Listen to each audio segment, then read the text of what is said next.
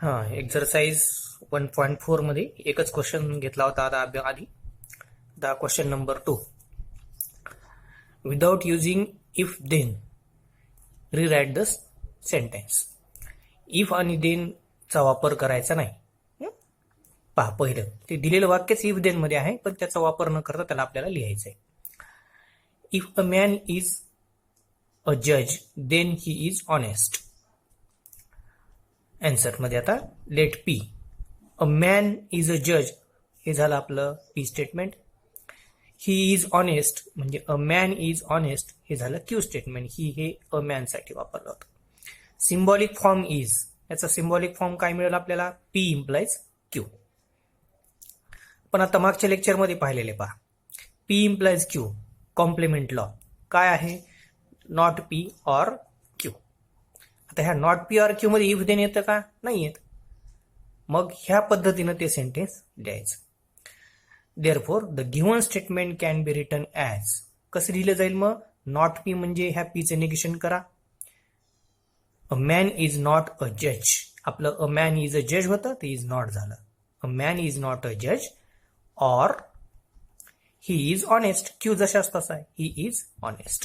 Not P or Q या पद्धतीनं त्याचं सिम्प्लिफाय होऊन जाईल. Number 2. If f of 2 is equal to 0, then f of x is divisible by x minus 2.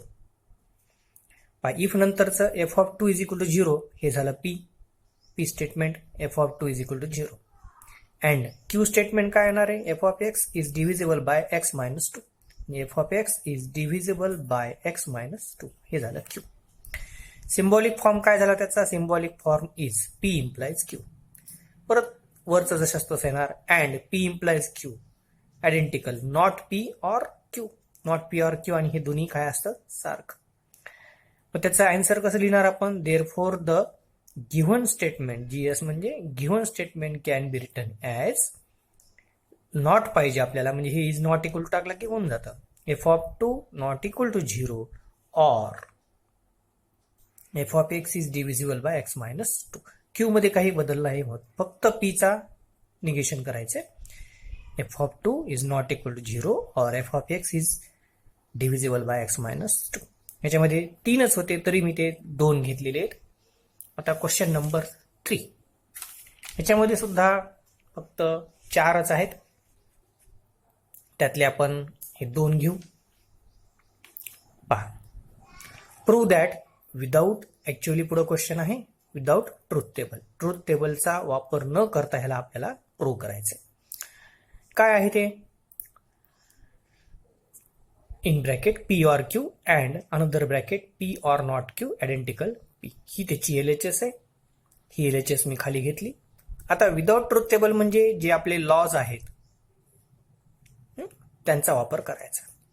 पहा आता हे जशाच तशी LHS मी खाली घेतली आहे. ह्या दोन्ही ब्रॅकेटमध्ये लेफ्ट स्टेटमेंट सारखं आहे, दोन्ही ठिकाणी ऑर आहे. इकडं वेगळं असलं तरी चालतं. मग अशा वेळेस त्याचा डिस्ट्रीब्युटिव्ह लॉ उलट दिशेनं वापरायचा. दोन्हीपैकी पी हे स्टेटमेंट लेटर कॉमन घेतलं, हा ऑर घेतला. हे मधलं स्टेटमेंट लेटर हे आतमध्ये ब्रॅकेटमध्ये असायला पाहिजे, है की नाही? मग एक इथला क्यू घेतला आणि इथला नॉट क्यू घेतला. आता हे आपल्याला इकडून इकडं सवय असते. काय करतो आपण असं उलट करताना? पी ऑर क्यू हा पहिला ब्रॅकेट तयार झाला and P or not Q. आता हे सुलट झालं आता सांगितलेलं मी. आपल्याला आता या प्रॉब्लेम मध्ये उलट पाहिजे होतं. पी कॉमन आहे म्हणून पी घेतला, हा ऑर, इथला राहिलेला क्यू, इथला राहिलेला नॉट क्यू आणि हा मधला मध्ये अँड. हा झाला डिस्ट्रीब्युटिव्ह लॉ. आता Q and not Q complement law. Q and not Q काय असतं? एफ. हा झाला कॉम्प्लिमेंट लॉ. मग P or F identical law आहे. पी ऑर एफ काय मिळणार आहे? पी. पीची तुम्ही कोणती व्हॅल्यू करून घेऊन बघा, पीचीच व्हॅल्यू परत येणार. टी घेतली टी ऑर एफ टीच येणार, एफ घेतली एफ ऑर एफ एफच येणार. म्हणून इथं काय घेतलं तर पी. आपल्याला हेच प्रूव्ह करायचं होतं, ते आलं RHS. LHS is equal to RHS. Second problem. First bracket P and Q or second bracket not P and Q or पुन्हा third bracket P and not Q identical P or Q. तर ही पूर्ण LHS खाली घेतली, इथं चुकून or घेतला गेला होता म्हणून इथं ओव्हरराईड झाले. पहा आता हे जर 2 ब्रॅकेट पाहिले तुम्ही, ह्या 2 ब्रॅकेटमध्ये याच्यातलं हे RHSचं जे लेटर आहे हे 2 सारखे आहेत, आहे की नाही. म्हणून मी काय केलं, इथं आणि इथं असा एक ब्रॅकेट केला, इथं एक घेतला, इथं एक घेतला. त्याला आपण असोसिएटिव्ह लॉ म्हणतो. म्हणजे आपण ब्रॅकेट कुठेही घेऊ शकतो, आपल्याला पाहिजे त्याच ठिकाणी घ्यायचा. ठीक आहे. आता ह्या 2 ब्रॅकेट मला इथं जसं आपण वरच्या साईडला उलट साईडनं डिस्ट्रीब्युटिव्ह लॉ वापरा तसं वापरायचं, कारण की इथं पण क्यू आहे, इथं पण क्यू आहे, हा अँड आहे, इथं पण अँड आहे. म्हणून मी हा क्यू इकडं RHSचाच इथं बाजूला काढला, हा अँड इथं घेतला.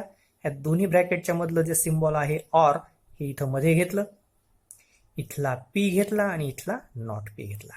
पहा क्यू कॉमन आहे तुमचा, अँड हा सिम्बॉल कॉमन झाला, हा मध्ये आहे, इथला पी शिल्लक राहिलेला, इथला नॉट पी. हा झाला डिस्ट्रीब्युटिव्ह लॉ उलट दिशेनं, ऑर आणि हा ब्रॅकेट जशाच्या तसा.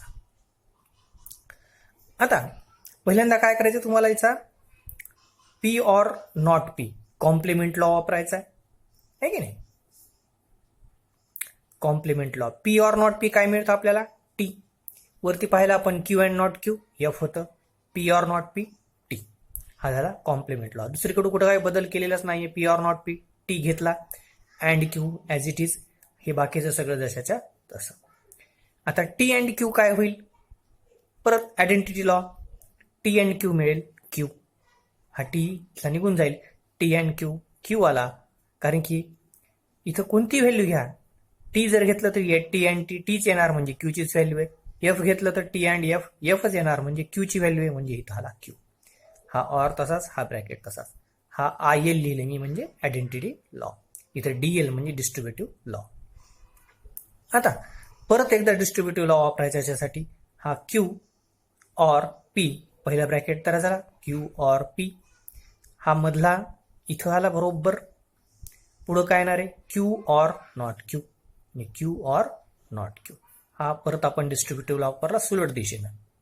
आता हा क्यू ऑर पी जशाचा तसा ठेवला, अँड तसाच ठेवला, Q or not Q T येणार आहे, इथं पण पहा P or not P T आलेलं होतं कॉम्प्लिमेंट लॉ मध्ये, आहे की नाही. क्यू ऑर नॉट क्यू काय येणार आहे टी, कॉम्प्लिमेंट लॉ. इथं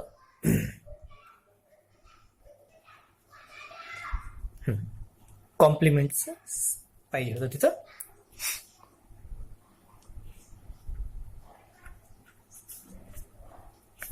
त्यानंतर आता हा आयडेंटिटी लॉ, हा पूर्ण पी कन्सिडर करा अँड टी, म्हणजे हा ब्रॅकेट जशाच तसा राहिला आयडेंटिटी लॉ.